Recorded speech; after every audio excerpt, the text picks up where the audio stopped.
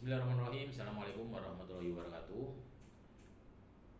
Alhamdulillah, pada kesempatan yang berbahagia ini kita bisa berjumpa kembali untuk membahas mengenai masalah energi potensial, energi kinetik, dan hukum kekekalan energi. Tapi sebelum memulai pembahasan ini atau pembelajaran ini, mari kita awali kuliah pada hari ini dengan membaca doa terlebih dahulu. Bismillahirrahmanirrahim. Allahumma inni as'aluka ilman nafi'an wa rizqan thayyiban wa amalan mutaqabbalan. Alhamdulillahirabbil alamin. Slide yang pertama kita akan membahas mengenai apa sih energi potensial itu dan apakah contohnya atau bagaimana contohnya. Energi potensial adalah energi yang dimiliki oleh suatu benda karena posisi atau ketinggiannya. Contohnya yang umum adalah ketika sebuah batu ya di atas bukit atau di atas air terjun atau bendungan, maka ketika jatuh maka energi dari batu-batu tersebut akan memiliki sebuah energi ya yang dinamakan dengan energi potensial, yaitu akan berubah ya saat benda tersebut jatuh atau bergerak turun. Slide kedua ya, ini mengenai bagaimana rumusnya ya dan contoh soal. Tadi sudah disampaikan bahwasanya energi potensial adalah energi yang dimiliki oleh sebuah benda karena posisinya atau keadaannya. Maka rumusnya bagaimana rumusnya?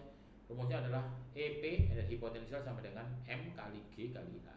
M-nya itu apa? M-nya itu adalah massa, G-nya adalah gravitasi, H-nya adalah ketinggian benda tersebut.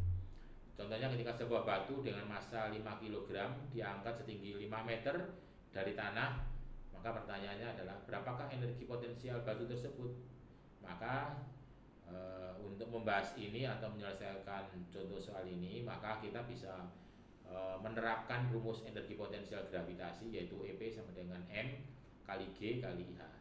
M-nya kita masukkan, M-nya 5 kg, G-nya gravitasi adalah 9,8, dan hanya adalah tinggi batu yang terangkat sebesar 5 meter. Maka ketika dimasukkan maka akan diperoleh nilai dari energi potensial tersebut, yaitu sebesar 245 Joule.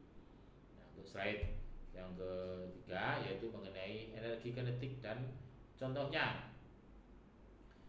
Apa sih energi kinetik itu? Ya, energi kinetik adalah energi yang dimiliki oleh benda yang bergerak.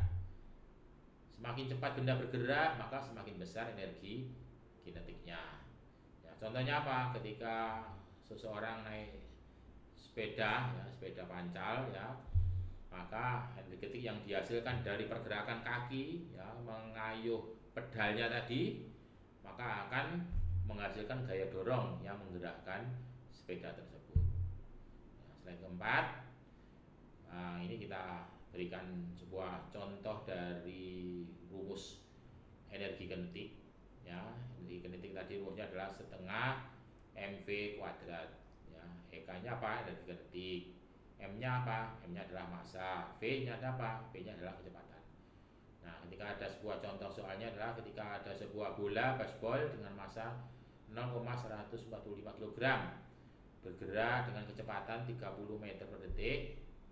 Berapakah energi kinetiknya? Maka ketika kita masukkan EK sama dengan setengah mv kuadrat, ya, ini duanya mestinya ada di atasnya, mv kuadrat, di mana M adalah massa objek yaitu sebesar 0,145 kg.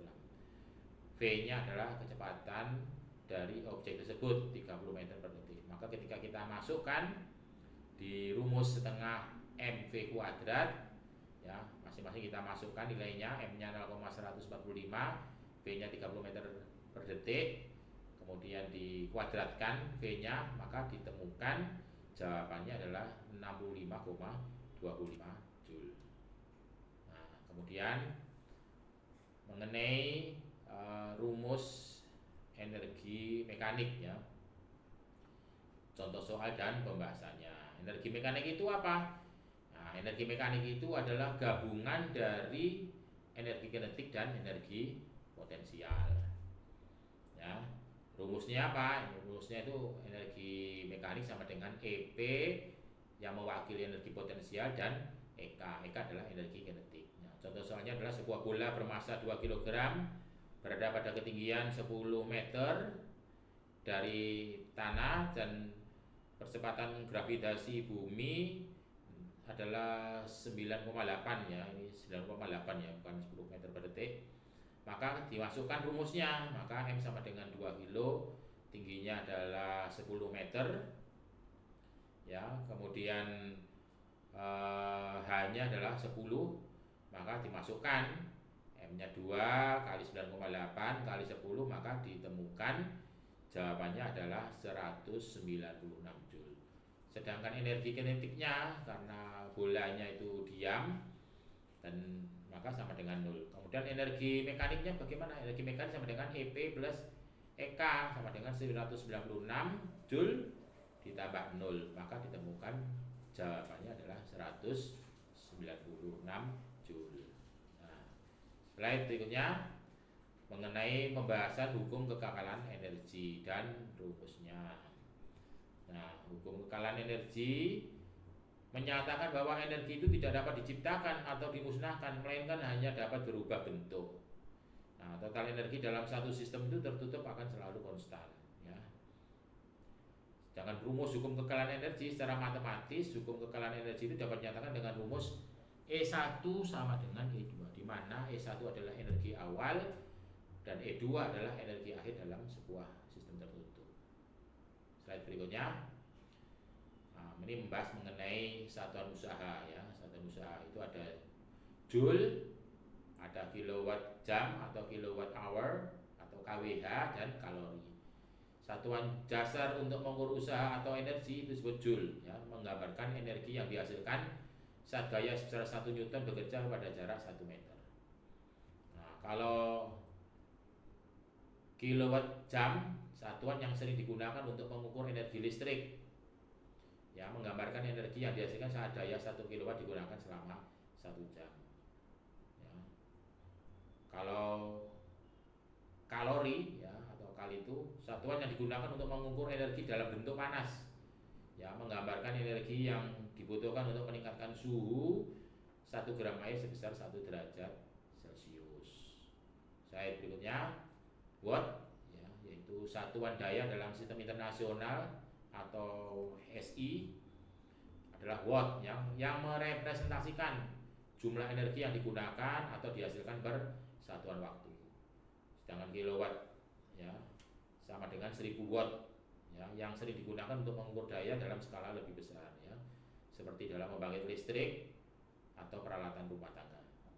Horsepower atau HP yaitu satuan daya tradisional lainnya adalah horsepower ya, yang sering digunakan dalam otomotif dan mesin. 1 horsepower berapa? Setara dengan 746 watt. Nah, ini ada contoh soal dari usaha.